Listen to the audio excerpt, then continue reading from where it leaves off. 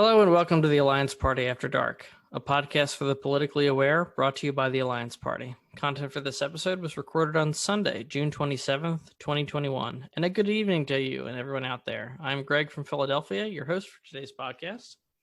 This evening we're talking with Jonathan Etheridge, the Alliance Party's national chair. Hey, Greg, thanks for having me on the show. I appreciate it. We're also joined by Dan Schaefer, our vaunted podcast producer. He's joining the conversation as well. Hello, Dan. Vaunted podcast producer. Hello, Greg. So it's great to be here again. And what's the topic for this evening? Today we are talking about fascism in America. It's a pretty highly relevant topic. Now, when we think about fascism in America, I'll bet a lot of people don't think about fascism when they think about America. I mean, isn't fascism history by now? Didn't it die out with Mussolini and Hitler back in World War II? Not even close. Fascism is not just a historical artifact that you might read in history class. It is here today in America and many other countries abroad, either as a dominant political ideology or a rising political ideology. And we need to talk about it. Good. And, before we get started, I'd like to do a little bit of etymology because I always like to understand words. So fascism as a word, it really hasn't been with us for that long. It was actually developed created by Benito Mussolini back in the early part of the 20th century. And he based the word on the symbol of the fasces, which is a Latin term for a group of rods or sticks that when fastened together in a bundle, they become extremely strong. An axe head often emerges from this bundle. And so the symbol of the fasces has been around since ancient Rome, and it survives today as a metaphor for power and authority. As a matter of fact, two opposing symbols of the fasces appear behind the podium within the U.S. House of Representatives. I'll bet you didn't know that. I did not realize that, but it's important to understand in the context of fascism. Fascism also has a habit of appropriating historical symbols and the symbols and language of the groups that it's seeking to overtake.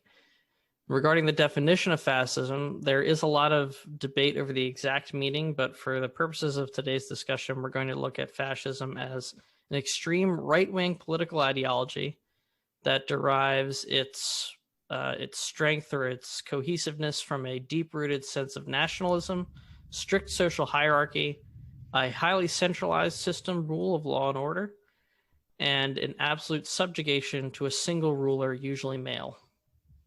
And nefarious leaders throughout history have used techniques of fascism as a playbook to gain complete and extensive control for themselves and their families. And this playbook includes the following strategies. Dan? Okay, the first strategy is the promotion of a mythical and glorified past.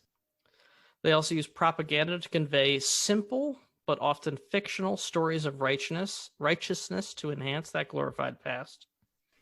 And also the promotion of a concept of a chosen people, us, and the invention of a decadent and corrupt enemy that seeks to destroy the state or them, us and them. And this promotion of us, the in-group, being the true victims of them, even though them might portray themselves as victims. And the labeling of intellectuals as traitors, part of the them crowd. Likewise, the designation of the press as enemies of the people. And also the centralization of power and authority in order to fight them enemies using a highly visible demonstration of law and order. And finally, a belief that women are instruments of procreation in service to a patriarchal, male-dominated traditional family unit. And there's also ultimately the portrayal of the singular leader of the nation as a father figure. Now, the elements of fascism and its playbook are highly visible in the United States, becoming more visible every day, which is what brings us to our discussion here tonight. So let's get started. Jonathan, welcome back to the show. We're always happy to have you here at Alliance Party After Dark. Thank you for joining us today. I'm glad to be here. Thanks for having me, Greg and Dan. Well, let's jump into it. The Alliance Party, it's a party of thoughtful people who are willing to listen to information, competing information, weigh the alternatives, and make, conscientious decisions, modify our policies and beliefs as conditions change. and hopefully many people out there, this seems like a pretty good recipe for good governance, but it doesn't seem to play well when a fair number of people are tuning into messages of pessimism and tribalism and causing these really deep-seated reactions on a tribal level rather than approaching a problem of, okay, how should we solve this to the best interest of the nation? So lots of factionalism. And could it be that the insurrection on January 6th is an indication that we may have already gone beyond the point of no return on this? Are we locked into this fascist endgame? And if not, what can we do to convince folks to recognize this march toward fascism and get us back toward working together as a nation towards common goals? Yeah, I'd like to add to that. I think that January 6th will be recognized as one of the most important dates in our history because it lifted the veil of virtue from what was otherwise being presented as a pure form of patriotism into what it truly is, which is the American model of fascism. And I think, the first step on the road to recovery is admitting that we have a problem. And so we need to address two myths that allow the danger to be dismissed. And the first is that, this is a new phenomenon that only rose and will certainly fall with Trump.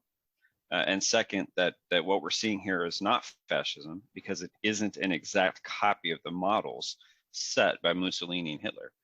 To start on the first myth, the United States has never been exempted from what fascism ultimately is, which is an anti-democratic and xenophobic movement.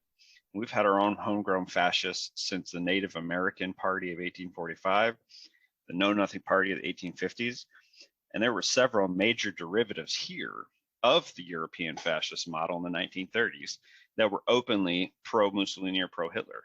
We had the defenders of the Christian faith and their militant Black Legion, who were primarily organized in Protestant evangelist communities, as well as some veteran-based organizations like the Khaki Shirts, to name only a few of the more prominent examples. And while movements like these, to your point, aren't they history, were marginalized after the horrors of the Nazi regime were revealed, it is important to note that American soil is indeed somewhere where fascist supporting ideologies and passions can take root. The second myth, to me, is even more insidious, as it allows people to assume that, it can't happen here because this is America and we're nothing like Italy or Germany. We're exceptional and unique. But the fact of the matter is, our greatest danger would have historically and will always come from movements that are functionally fascist, but employ authentically American themes, symbols, and language. One of the leading histories of fascism is Robert Paxton's Anatomy of Fascism, which I highly recommend. And in that, he pointed out that the language and symbols of an American fascism would have little to do with the original European models because they must be as familiar and reassuring to loyal Americans as the language and symbols of the originals were familiar and reassuring to many Italians and Germans. American fascism carries its own flags. Paradoxically, both the stars and stripes and the stars and bars of the Confederacy in many cases, rather than the swastika. And it doesn't raise its hand in the Nazi salute, but instead places its hand over its heart and recites the Pledge of Allegiance. And as Paxton warned, these symbols contain no whiff of fascism in themselves, but an American fascism would transform them into obligatory litmus tests for detecting the internal enemy. And so, we need to acknowledge these two truths to avoid the end result desired by American fascism, which has already progressed from creating a movement to rooting itself in the political system, and now seeks to seize power and create an American state dominated by one party where government acts to protect only the chosen few and serves the ideology of fascism. And that's interesting in that, I mean, we've come so close, whether people realize it or not, with the end of the Trump administration. I mean, it was almost not the end. That wasn't exactly a blowout election. Even now, the Republican Party supports a lot of, if not fascist ideology, certainly the effect of a prominence of fascism both in American culture and in American governments.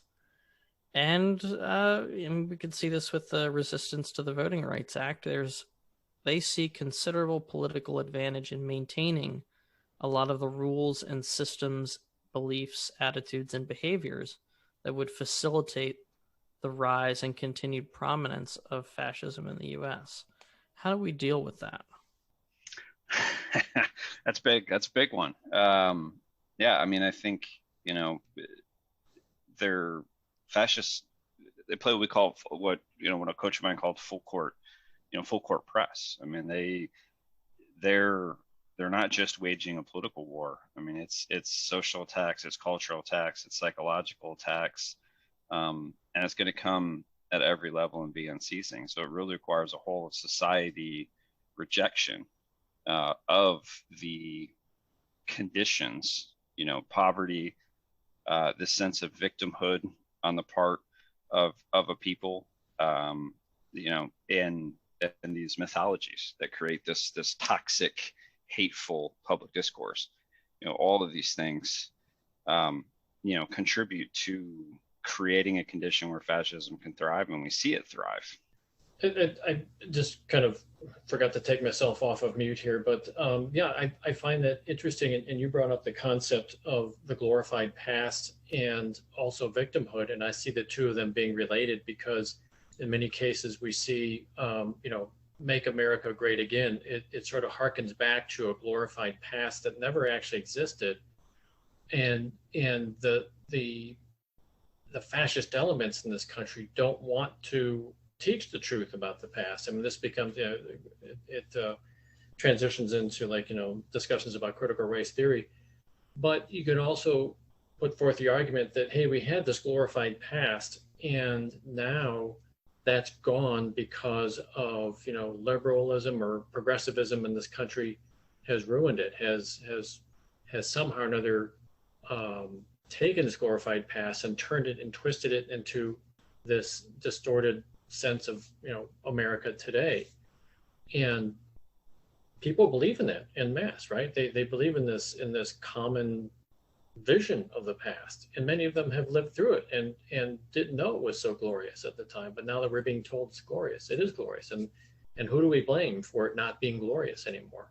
So it becomes a victimization sort of thing, right? We can portray ourselves as victims now. Things were so great until other people came into the country and ruined it, and now the ruling class are now the victims, and that actually helps gather more steam for the argument to move even further into fascist type of mindset.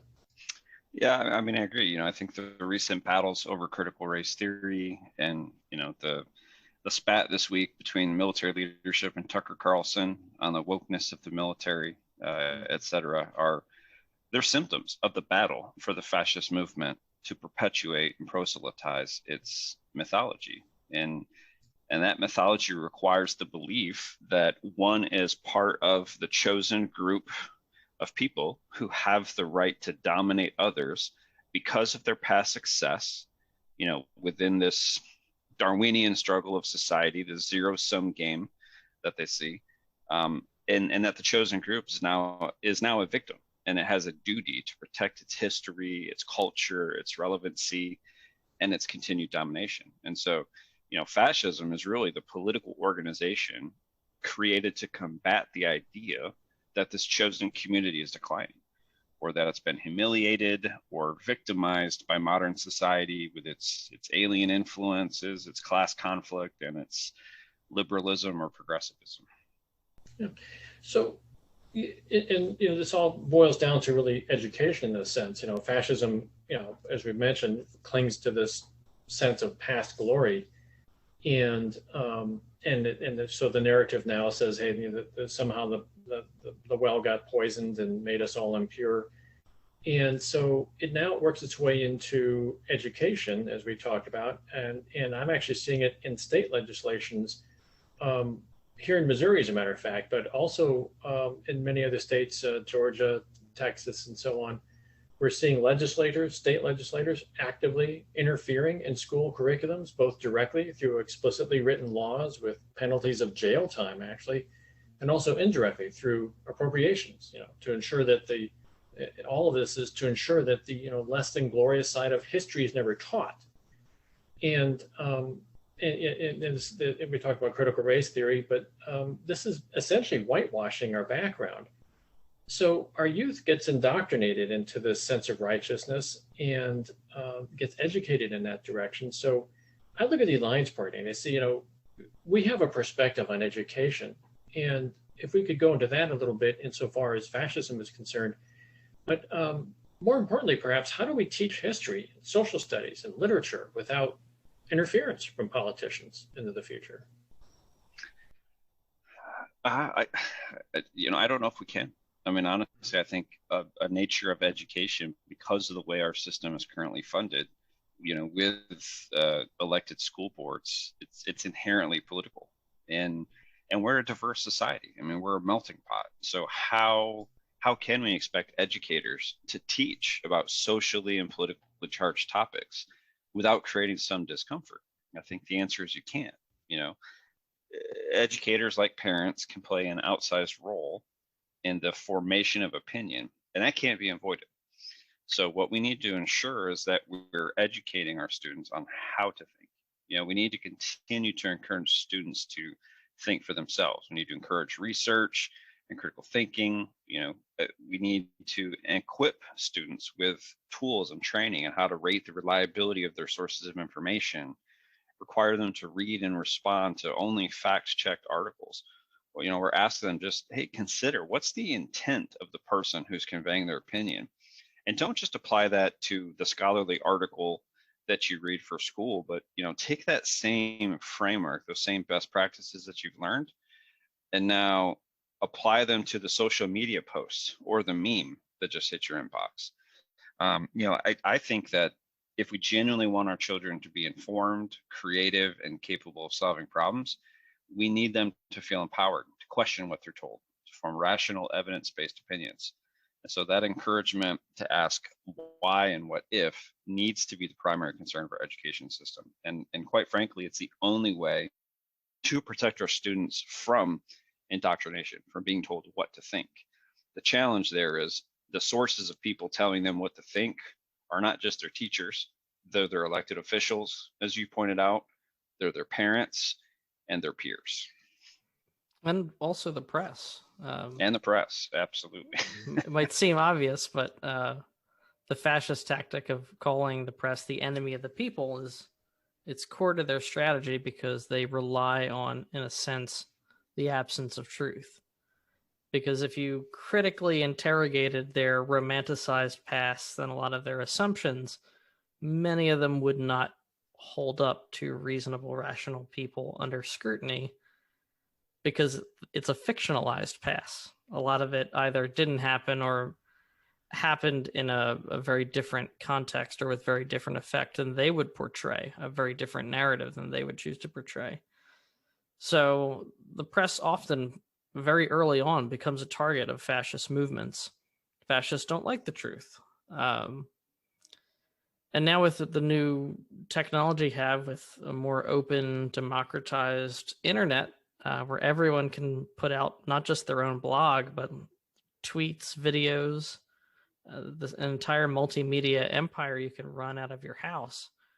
It is enabled them to create their own press outlets, starting out very cheaply and eventually growing up to be quite large in some cases.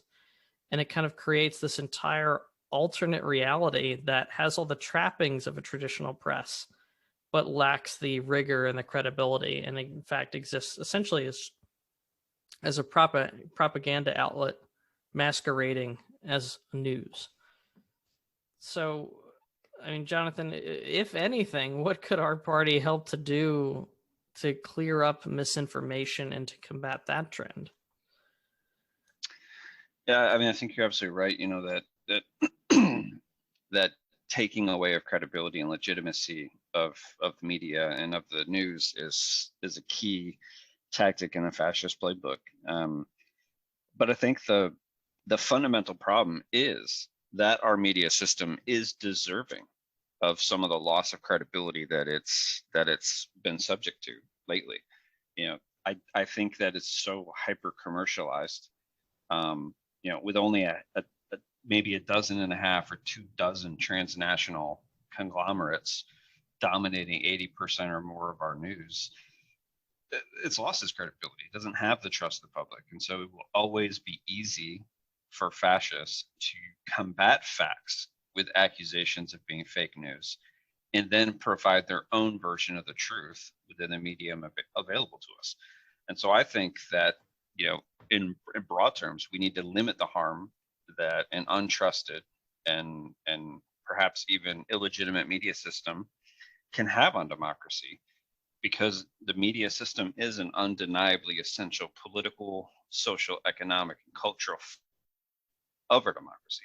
It's our principal source, and it should be our trusted source for political information, access to public debate, and the key to having an informed, participatory, and self-governing citizenry, which is why it was enshrined in the First Amendment. We need a system that provides that wide range of opinion, analysis, and debate on important issues. But equally important, it needs to be paired with the responsibility to promote public accountability of the powers that be. And so, we need to build up a nonprofit, non-commercialized public media sector that has the legitimacy of the people and can offer them fact-based alternatives to the mass corporatized media that they've come to distrust. We do have a public media sector that already produces incredible value, but it's grossly underfunded and way too small to be effective at maintaining the public trust or have the reach necessary to make sure that every community has access to accurate, reliable opinions and analysis and news. So we need a public broadcasting sector that includes not just national networks, but local stations, public access television, and community radio stations. As a system that's independent of the need for advertising revenue or grants from corporate or other private organizations, one that serves the entire population. Because right now, journalists, are subject to the constraints of the self-interest of either their corporate owners or the politicians that give them airtime and legitimacy. And so in order to provide accurate, compelling journalism that's free of those interests, we need to have that democratic public sphere. So I think we need to correct the system in a way that allows us to restore legitimacy to it and redesign its method of incentives and financing and organization that focuses journalists and the media sector on the right behaviors that demonstrate the right values, which is to give us the unfiltered, unspun truth and hold our elected officials accountable. It might seem a little simplistic, but I've heard several commentators, prominent legitimate news anchors remark that one of the worst things that happened to the news business was allowing stations to essentially sell advertising blocks during the newscast. And then that was the kind of the start of everything that slid into the current corporate journalism we have today.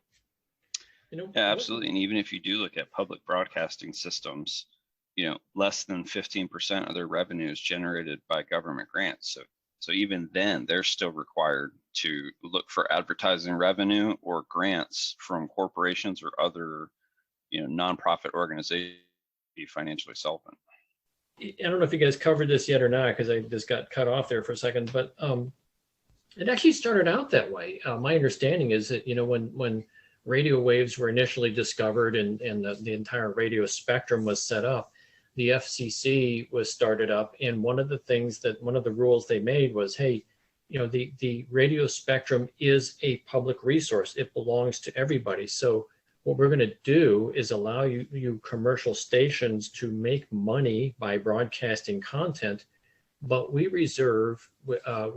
want you to reserve 1 hour a day to news, to public service, no commercials, no nothing.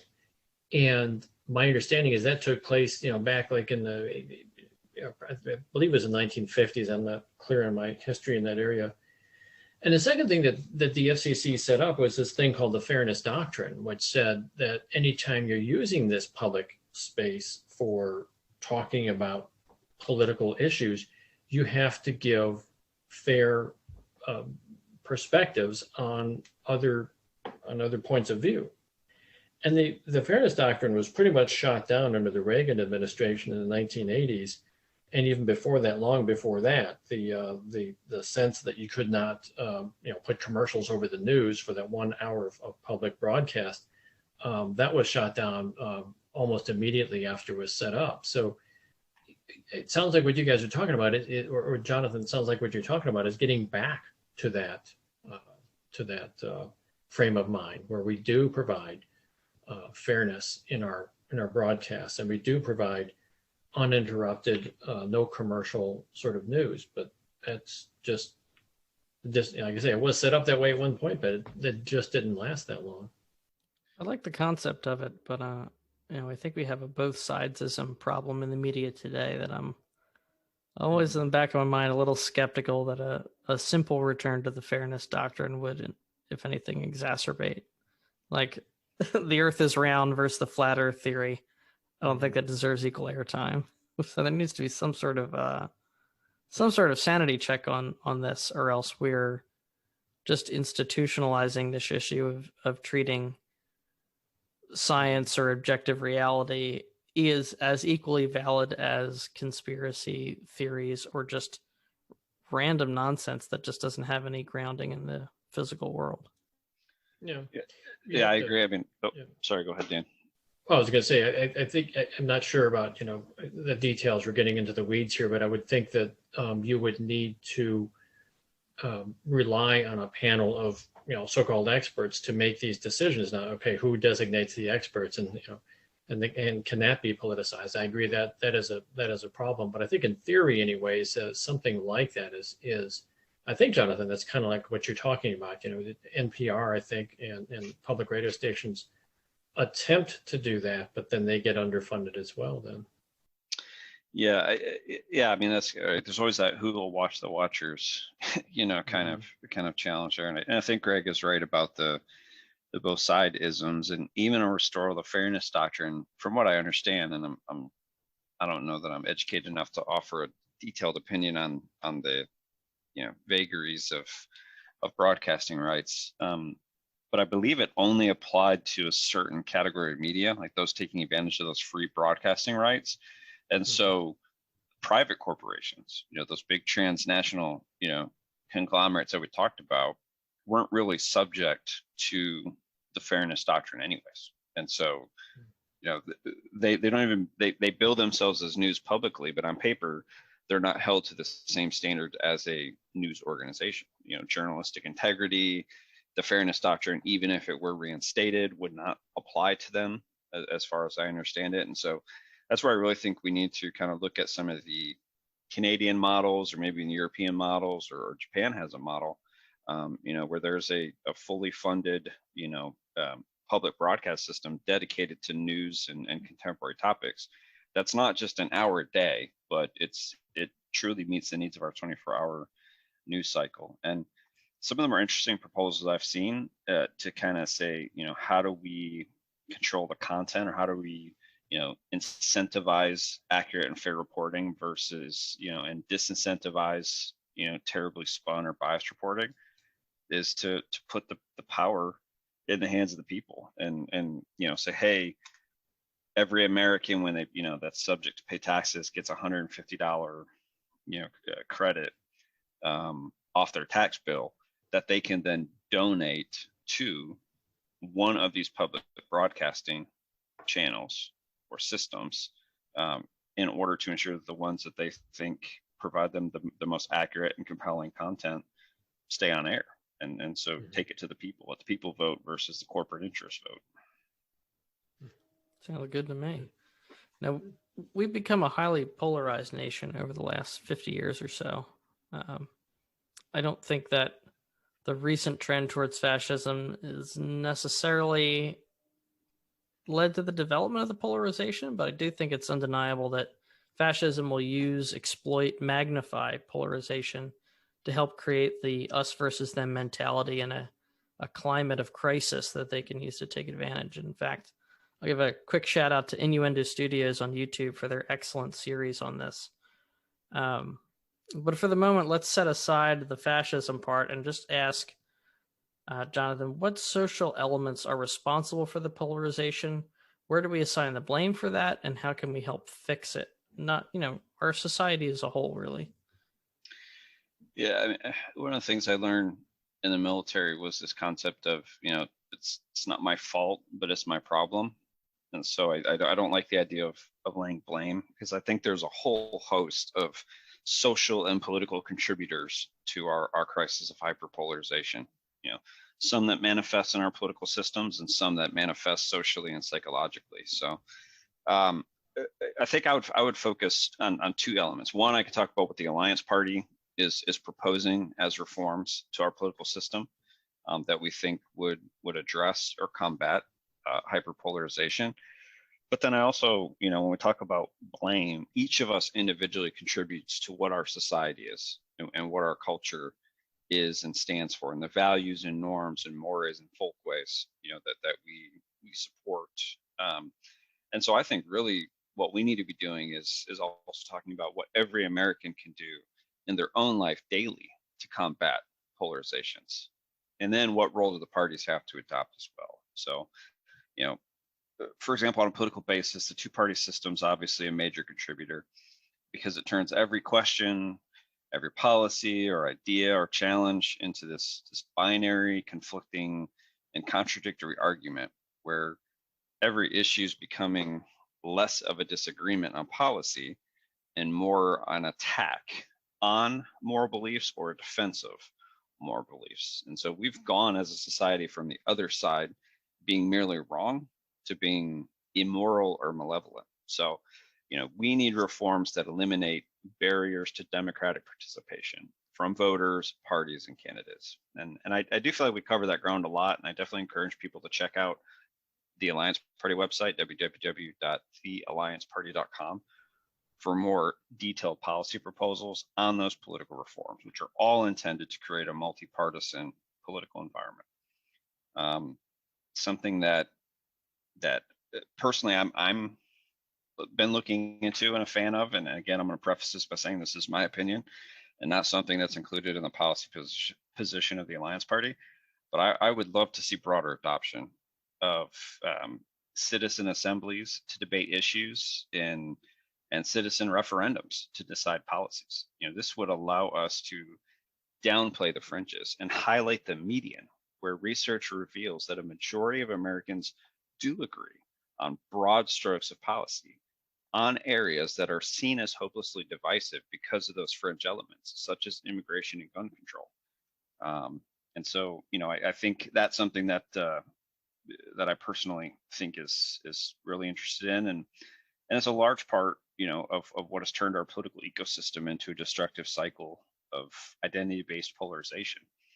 But then I think, again, that individual kind of accountability or culpability that we all share, the first thing we need to do is just take a look at ourselves and say, what are we doing to find multiple perspectives, or look at issues from different perspectives and reflect on what is truly the root of the difference and the disagreements holistically.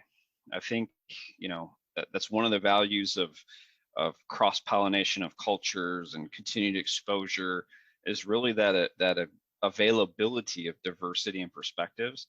And so I think if we start intentionally seeking diversity and perspectives, we're going to get to a point where we will start taking perspectives on an issue rather than taking a side of an issue. And so I think we need to encourage people to talk and share their stories openly and try to foster empathy and ultimately, reduce prejudice. But I think we all also need to do our part to elevate our public discourse and learn to kind of diffuse some of the toxic or hateful speech. We need to avoid sharing memes or funny jokes that make light of horrible opinions or situations like murdering a rival group, because these numerous and almost casual communications about these things normalizes prejudice. So I think those are things that all Americans need to do. And then the other thing we need to do is when it comes to voting is stop voting for parties wholesale, down ballot or down ticket. Start voting for policies. Start voting for candidates. Take a look at it on an individual basis. That's how you're going to create a society that's not, or a political system that's not binary. And so something that the Alliance Party is committed to, and I believe all parties should do, is focus on a set of core values and behaviors as litmus tests rather than ideological purity as a litmus test. So, we need to be open to disagreement within the party and even amongst candidates, and we need to be able to call it our own. So for example, we recognize that people within parties have a range of opinions on issues, and we need to allow our candidates and officials latitude to ensure that they're governing based on the will of their constituents and their personal beliefs, and not just adhering to the party line or the ideological purity on all issues.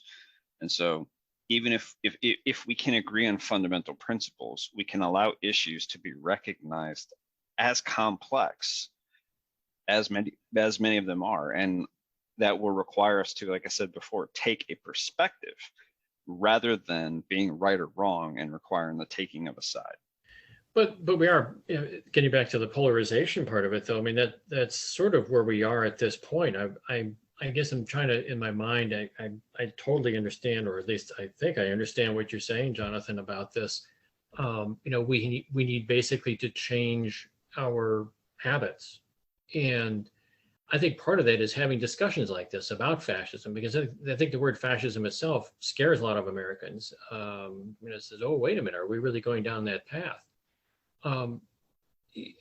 But I guess I can't see how we're going to get there from here. I think Greg's opening question was something on the lines of, the Alliance Party is a thoughtful party. It's a conscious party. It's everything that we think would create good governance.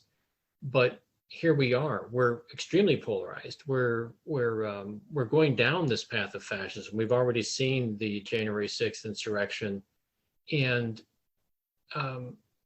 I guess I'm just trying to figure out how to get to this place where you're referring to. How do we transition there? And I'm coming up short on ideas, honestly. Well, no, Dan, I appreciate that you saying that, because I think honestly, I'm in the same boat when I think about the problem. I mean, I don't think there's a policy solution that's going to solve this polarization. I think political reforms will help. It will create a multi-partisan political ecosystem, which will hopefully allow for diversity of opinion and negate prejudice. But ultimately, I mean, the answer in my mind for polarization comes down to individual behavior. People allow themselves to fall into an echo chamber. They allow themselves to normalize prejudice. They've allowed themselves to simplify an issue and view someone who disagrees with them as morally abhorrent or someone who hates America and hates them. I mean, we have an example here. My community in Williamson County, Tennessee is honestly, it's a national hotbed of critical race theory. We have some very active parent groups that have been very vocal and been corresponding with the school board. And we had an instance that made news last week where a parent just said, "Hey, I'm really concerned. I don't think teaching critical race theory is a bad thing." And the member of the school board, this elected official, basically wrote back to her. She wrote this long 8-page email, and his email back to her was basically just, "I feel sad for you because you hate white men, you hate white boys, and you hate Christians." Mm-hmm. So he already simplified that issue. So, sending the email is bad enough, but the fact of the matter is, at some point, he allowed himself to think someone who disagrees with me hates me as a man, hates me as a white man, hates me as a Christian. And so there is no government solution to this problem. It's a social ill, it's a social evil, and only enough people acting with the right behaviors and the right intent is going to solve the problem. So that's why I said, like I felt the same way you did. I'm looking for, well, what can we legislate? What can we force people to do? Can we block all the content on social media? No, they'll just spin up their own channels and stay in their echo chamber. So there's no answer to that environment except get people out of their echo chamber. Don't let yourself opt into that in the first place. Put your ideas out there in the public, allow them to be debated, seek alternative perspectives, empathize with your neighbors or those who disagree with you. This is what's going to solve the problem. No authority can do that. It all comes down to individual choice and individual accountability. There's certainly political or institutional things we could do to encourage that, but I think Jonathan's right. At the end of the day, it's got to be up to Americans to fix America. Like every one of us on our daily lives, making the right decisions and being the kind of people that we want to be. And if we don't have that, then no legislation, no tax law or whatever is going to fix that. Yeah, we're trying to basically fix a cultural issue, and that's the ship is already moving in one direction. That's a really big ship, and it's like, okay, now we have to find out how to steer this thing to move it in a different direction, because that's the way cultures work. It can gather steam and momentum as it moves along, but once it's moving in a direction, it just takes a lot of conscious effort, I suppose, and perhaps people who are willing to extend themselves and get out and to do the politicians who are willing to go to town hall meetings and take feedback from people and set a good example. And I guess that's where what I'm not seeing at this point is enough charismatic people to get out there and influence the culture. But I think you're absolutely right. I mean, I don't think there is a policy that we can pass, or legislation we can pass that says, okay, you will no longer be be a jerk about this thing. We're going to sit down, we're going to listen to each other, we're going to talk things through. The fascism, one of the books I read, which was from Jason Stanley, How Fascism Works, he says it's a very easy pattern to fall into. It's very easy to think that all your ills in the world are due to other people, and it's difficult to take that responsibility for yourself and also set a good example for other people. And that's where I sort of pin a lot of hope on the Alliance Party, because the thing that really attracts me to the Alliance Party is the fact that we are behaviors based in our approach. We're not issues based, and we focus on individual behavior. And what we really need then are the charismatic people out there that can have influence on the culture and start to move the culture into a better direction. But meanwhile, we're stuck with it's going to be hard. It's a hard thing to change. Culture is a hard thing to change, I guess. That's what I'm getting at. Yeah, I agree, Dan. I mean, I want to add on a couple things you said. One, you're absolutely right about the easy pattern to fall into, to blame other people for your misfortunes or your failures. My grandfather always told me that no one's the villain in their own story, right? And so he always told me, like, hey, reflect on something. If a conversation didn't go the way you wanted to, you got in a fight with your wife, or you got angry at your kids, or you had a confrontation somewhere, give yourself that time, that space at the end of the day to reflect on that and say, okay, what did I do to contribute to that? Was I my best version of myself in that conversation? Was I in the moment? Was I assigning an intent or a context that didn't exist to the situation when I reflect on it? Because no one's going to say, yeah, hey, I picked the fight. I was in the wrong. They were in the right. And so it requires that introspection. And so I think that's part of this is, if you can't ask yourself that question, then find a peer or a coach or a mentor, that you feel comfortable, or a psychologist or a therapist or whatever, that you feel comfortable talking to and kind of playing that back, and someone who can challenge you to critically think about how that interaction went and what you could have done differently. Mm-hmm. But do you think that having good examples would be key to that? Because I just I read about John Kennedy, John F. Kennedy, President Kennedy.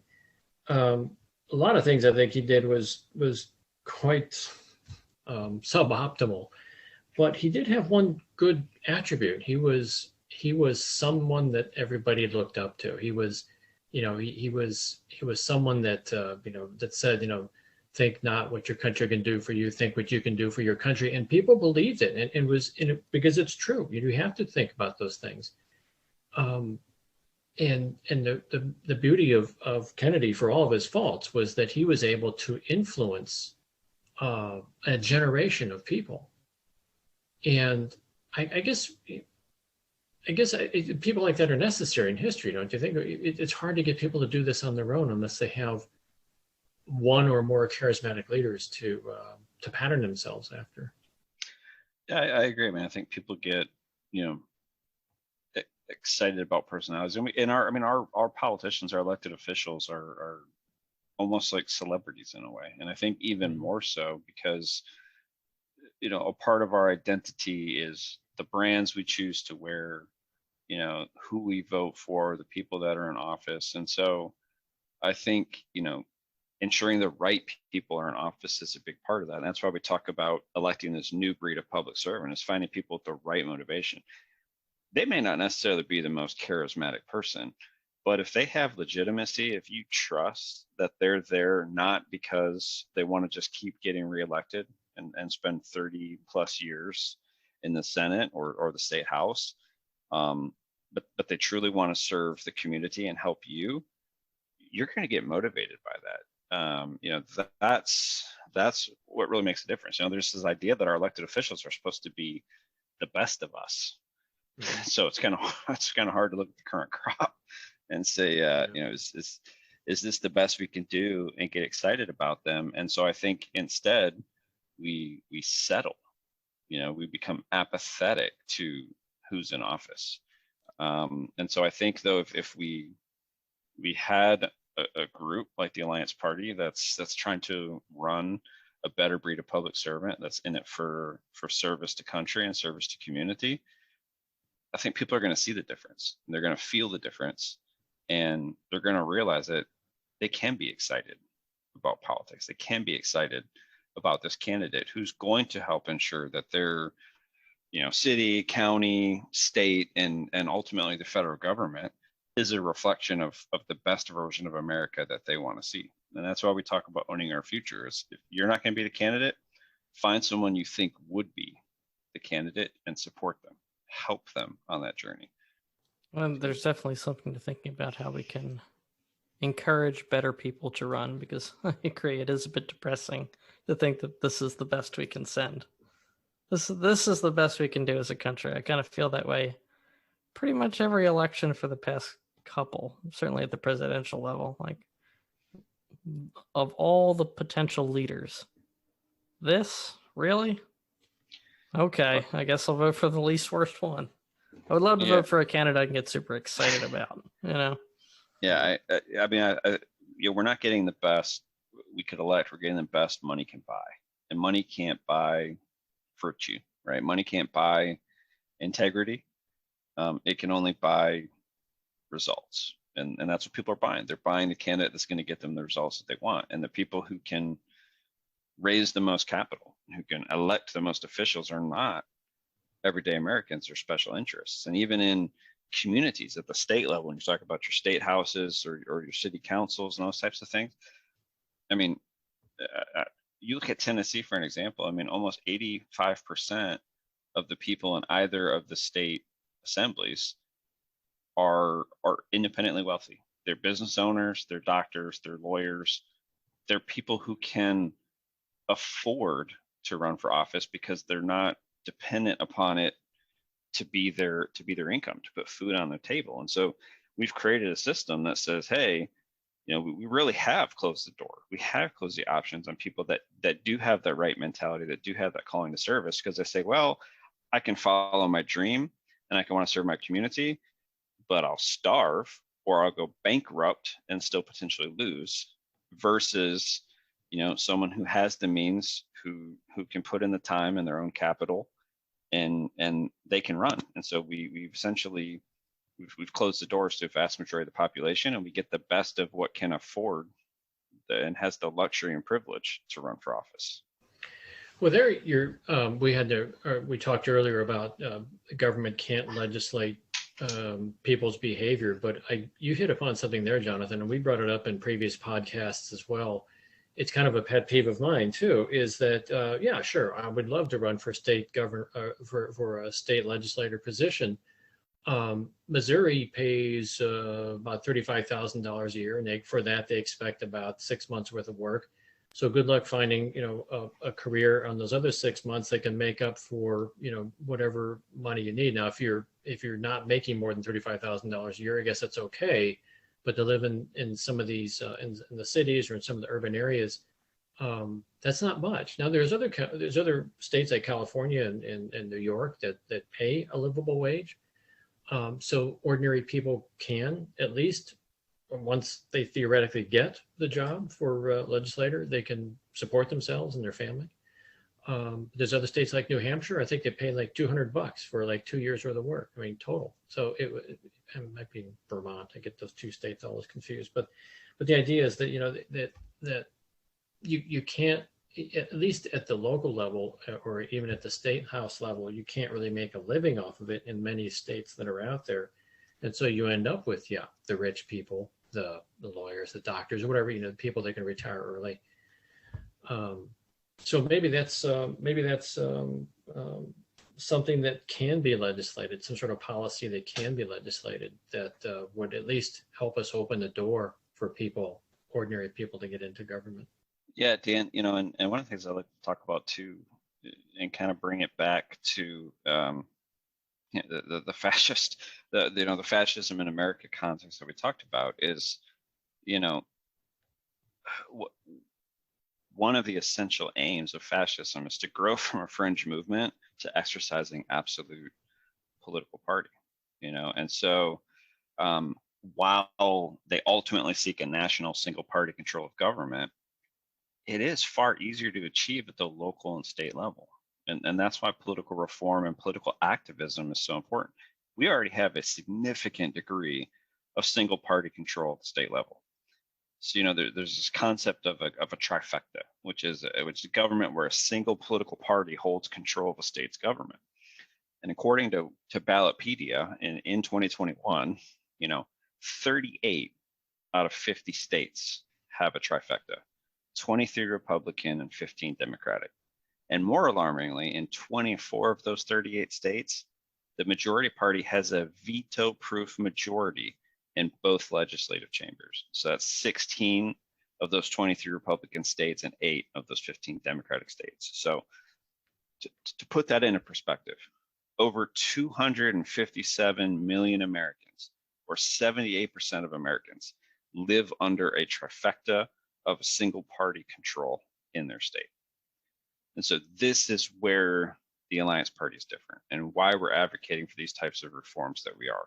We've always wanted to be a nationally viable alternative that elects officials at every level of government, not just focuses on the presidency or federal offices, because that single party control, whether it's the US House or Senate or the Missouri, House and Senate, single party control creates an ecosystem that is undemocratic at its core, and quite frankly, becomes an enabling condition of extremist ideologies like fascism.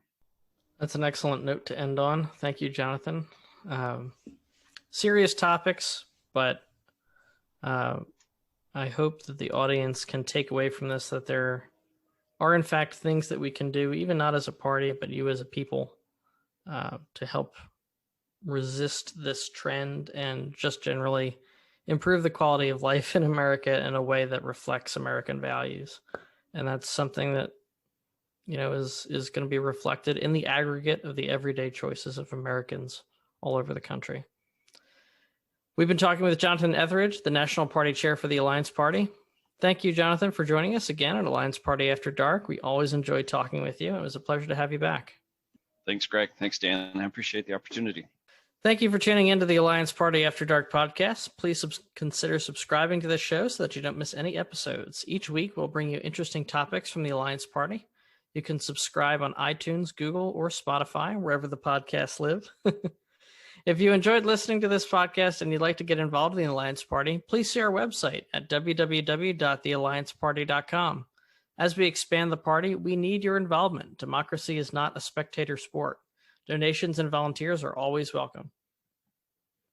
If you would like to contact us at Alliance Party After Dark, drop us an email at podcast@theallianceparty.com. Also see our Twitter page at Alliance on Air. All content for this podcast is copyrighted the Alliance Party. However, the views expressed in the show do not necessarily reflect those of the party. I'm Greg from Philly, your host for this evening's edition of the show. And on behalf of everyone here at Alliance Party and Alliance Party After Dark, have a wonderful evening, a great week ahead, and we hope you drop in for the next show. Be safe, be aware, and please take care of yourself and those around you.